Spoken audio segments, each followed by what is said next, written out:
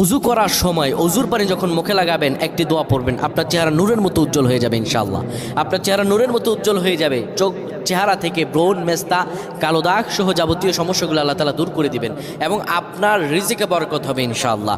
আপনার দোয়াগুলো কবুল হয়ে যাবে। অনেকের চেহারা সুন্দর কিন্তু তাকাতে ইচ্ছে করে না, মনে হয় চেহারায় নুন নাই, কিন্তু অনেকের চেহারাই কালো কিন্তু দেখতেও ভালো লাগে। যেমন এই যে বেলাল হাবশি, চেহারা দিকে তাকালেই শান্তির সুবাতাস বয়ে আসতো। সাহাবীরা যার চেহারা দেখে অনেক প্রশংসিত করিয়েছিল এবং যার কলব স্বচ্ছ ছিল।